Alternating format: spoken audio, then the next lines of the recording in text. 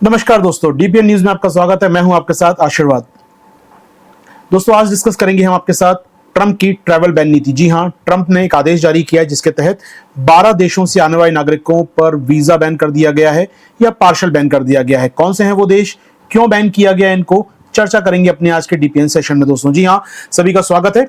बात करें, ट्रंप साहब ने आदेश जारी किया है जिसके तहत 12 देशों से आने वाले जो नागरिक हैं उनको यहां पर वीजा बैन का सामना करना पड़ेगा। ट्रैवल बैन हो गया है, यानी वो उस देश में, अमेरिका में अब नहीं आ सकते हैं।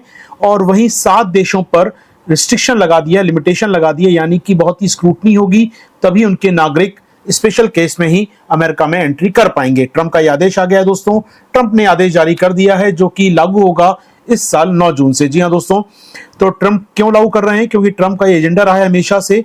ट्रंप हमेशा कहते रहे कि ऐसे लोग घुसपैठ करते हैं, ऐसे लोग अमेरिका की नेशनल सिक्योरिटी के लिए मुश्किलात करते हैं, और उनकी जो पॉलिसी है इसका वोट भी मिलते हैं ट्रंप को इसलिए। और ट्रंप ने अपनी पॉलिसी को इंप्लीमेंट करते हुए कहीं ना कहीं संभावित इमिग्रेशन के बढ़ते खतरे को रोकने के लिए यह आदेश जारी कर दिया है। बात करें दोस्तों, क्या मतलब होता है ट्रैवल बैन का? तो ट्रैवल बैन का मतलब है कि इन देशों के नागरिक जो होंगे, इन 12 देशों के नागरिक जो होंगे, वो अब अमेरिका की यात्रा नहीं कर सकेंगे, अमेरिका में एंटर नहीं कर सकेंगे किसी प्रकार से। दूसरी बात, अगर हम बात करें यहाँ पर, ये जो बैन होता है कहीं कंप्लीटली बैन होता है, कहीं पर लिमिटेड बैन भी होता है, यानी कुछ मामलों में छूट या रिलैक्सेशन मिलता रहेगा, कुछ मामलों में कंप्लीट बैन हो सकता है। तो ये थोड़ा सा लिमिटेड भी होते हैं और कंप्लीट भी हो सकता है। हो सकता है कि फुल एंट्री बैन हो जाए, या हो सकता है कि लिमिटेड एंट्री बैन हो जाए कि आप इन शहरों में या इन इलाकों में नहीं जा सकते हैं।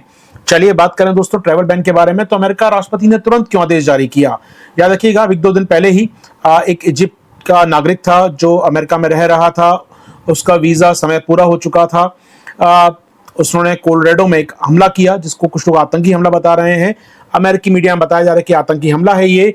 और इसके बाद ट्रंप को मौका मिल गया कि जैसे लोग जो ओवर स्टे करते हैं अमेरिका में, या अपना समय होने के बाद भी वापस नहीं जाते हैं, ऐसे में देश में माहौल बना हुआ था। ट्रंप ने तुरंत आदेश जारी कर दिया 12 देशों के लिए। हालांकि ये व्यक्ति इजिप्ट का था, लेकिन इजिप्ट को इस लिस्ट में शामिल नहीं किया गया है। चलिए बात करें दोस्तों, तो कहीं ना कहीं ट्रंप ने याद दिलाया कितना रिस्की होता है ऐसे लोग जो ओवर स्टे करते हैं अमेरिका में, ऐसे लोग जिन उन देशों से आते हैं जहां डॉक्यूमेंटेशन की प्रॉपर स्क्रीनिंग नहीं होती है, जहां करप्शन के बदले वीजा या करप्शन से पासपोर्ट इशू हो जाता है। तो कहीं ना कहीं अमेरिका ने या ट्रंप ने इन देशों के ऊपर लगा दिया है वीजा बैन या ट्रैवल बैन। याद रखिए, अमेरिकी राष्ट्रपति 17 में जब आए थे, 17 से 21 का जब कार्यकाल था ट्रंप 1 का, तब भी बैन लगाया गया था। उस समय 7 देशों बैन लगाया था ट्रंप साहब ने, और वो 7 मुस्लिम देश थे। तो कुछ लोगों ने कहा ये एक मुस्लिम बैन है, तो आप धर्म देख के बैन लगा रहे हैं, मुस्लिम बैन लगा रहे हैं, जिसका क्रिटिसाइज हुआ, दुनिया भर में आलोचना हुई, और फाइनली कुछ चैलेंज किया गया कोर्ट में इसको। और फाइनली सुप्रीम कोर्ट जो है, संघीय कोर्ट है, जो फेडरल कोर्ट अमेरिका की, उसने इसको रोक दिया, इस आदेश को रोक दिया। यानी कहीं ना कहीं ट्रंप एक ऐसा प्रयास पहले भी कर चुके हैं। बाद में बाइडन ने आके पूरा खत्म कर दिया था इस आदेश को दोस्तों।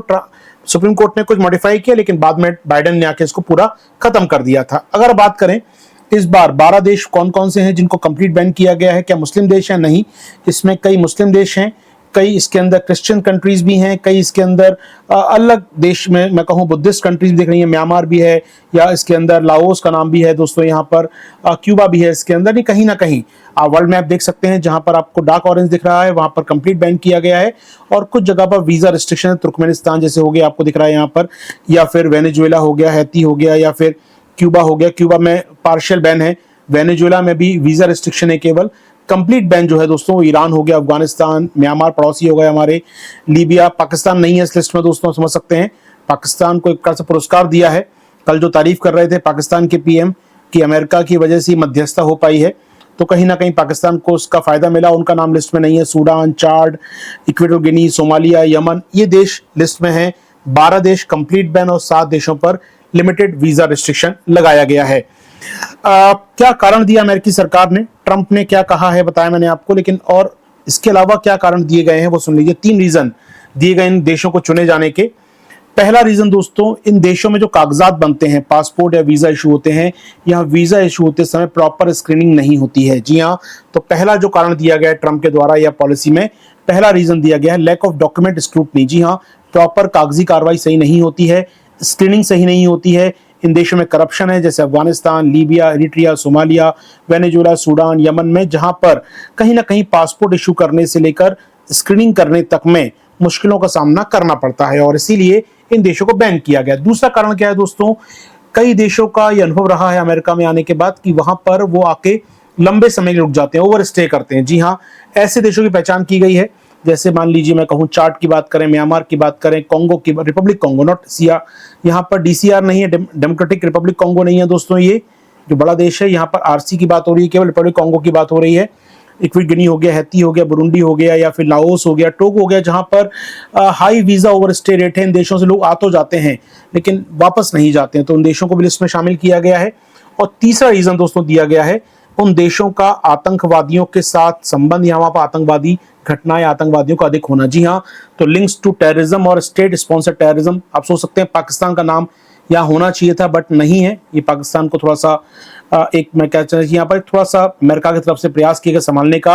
Iran, Afghanistan, Somalia, Libya, Cuba, Sudan, आप सोच सकते हैं अगर मैं कहूँ ईरान, अफगानिस्तान, चलिए सोमालिया ठीक है, लीबिया हो सकता है, क्यूबा में आतंक घटनाएं नहीं होती हैं, बात सही है, कोई ऐसे टेररिस्ट घटनाएं बड़ी सुनने में नहीं आती हैं, ड्रग्स है थोड़ा बहुत लेकिन आतंकी कार्रवाइयां नहीं होती है, तो इसको शामिल करना इस लिस्ट में सूडान या कई देशों को शामिल किया गया है जो आतंकवाद से संबंध रखते हैं, आतंकवाद को स्पॉन्सर करते हैं, और इसमें पाकिस्तान का नाम ना होना थोड़ा आश्चर्यचकित करता है मुझे। यहाँ पर आगे बढ़े दोस्तों, कुछ मामलों में छूट भी दी गई है, सबको बैन नहीं किया जाएगा, इन देशों से भी आने वाले कुछ लोगों को छूट दी जाएगी, एक्सेप्शन होगा यहाँ भी कुछ लोगों को, जैसे कि वो लोग जो अमेरिका में ग्रीन कार्ड पे रह रहे हैं, वीजा पर अमेरिका में रह रहे हैं, अमेरिका में जॉब कर रहे हैं और अमेरिका में नागरिक बनने वाले हैं, उनको नहीं निकाला जाएगा देश से। जिनके पास दोहरी नागरिकता, यानी अमेरिका की नागरिकता भी है और उस देश की नागरिकता भी है, उससे भी नहीं निकाला जाएगा अमेरिका से। जिनका अमेरिका में कोई फैमिली टाइज है, वैवाहिक संबंध स्थापित हो चुके हैं या परिवार के लोग रहते हैं, उनको भी निकाला जाएगा। एथलीट और कोचिंग, याद रखिए 28 के ओलंपिक अमेरिका में होने वाले हैं, 26 का वर्ल्ड कप अमेरिका में होने वाला है, तो ऐसे में बड़े स्पोर्टिंग इवेंट होने वाले 1-2 सालों के अंदर, एथलीट कोचेज आएंगे इन देशों से, उनको बैन नहीं किया गया है। रिफ्यूजी जो ऑलरेडी शरण मांग चुके हैं अमेरिका में, जिनको शरण दी जा चुकी है, उनको भी यहाँ पर बख्शा जाएगा इस ट्रैवल बैन से।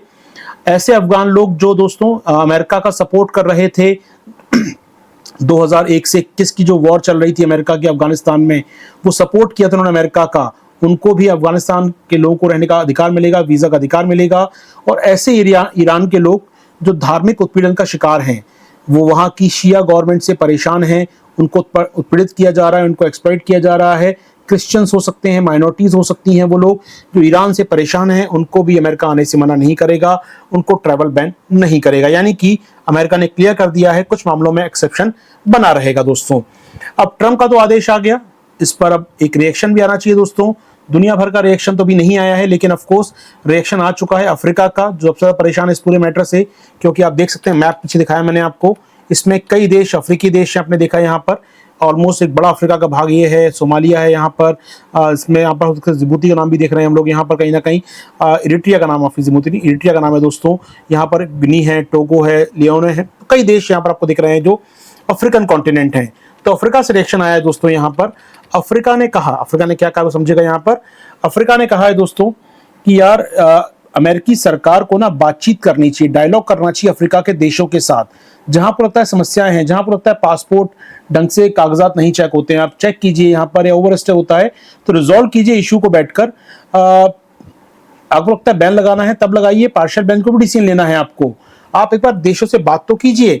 यानी कहीं ना कहीं अफ्रीकी यूनियन ने माना है कि सोवरन राइट है अमेरिका का अधिकार है बैन लगाने का, लेकिन आपको यहाँ पर बैलेंस होना चाहिए, एविडेंस पे आधारित होना चाहिए, बैन क्यों लगाया आपने, क्या एविडेंस है आपके पास, और कहीं ना कहीं आपको अपनी पार्टनरशिप का ध्यान रखना चाहिए।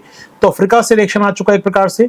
वहीं म्यांमार की बात करें दोस्तों, तो म्यांमार के जो डेमोक्रेटिक पार्टीज हैं, उनका मानना है कि म्यांमार से कौन जाता है अमेरिका, म्यांमार की सेना के लोग तो नहीं जाते, सैन्य शासन के लोग तो नहीं जाते, जो लगातार लड़ रहे हैं डेमोक्रेसी के लिए म्यांमार के अंदर, वो लोग जाते हैं। यानी म्यांमार में अगर नहीं आने देंगे अमेरिका में ऐसे लोगों को, तो म्यांमार में लोकतंत्र का आंदोलन कमजोर होगा, ऐसा मानना है यहाँ पर दोस्तों। जी हाँ, तो आप देख रहे हैं एक तरफ अमेरिका लगातार कह रहा है वी डोंट वांट देम, यानी लगातार अमेरिका को आवश्यकता नहीं है ऐसे लोगों की, और वहीं अमेरिका जो लिबर्टी की बात करता है, स्वतंत्रता की बात करता है, डेमोक्रेसी की बात करता है, तो इस अमेरिका के बीच एक दोहरापन की हिपोक्रेसी दिखाई देती है हमको यहाँ पर।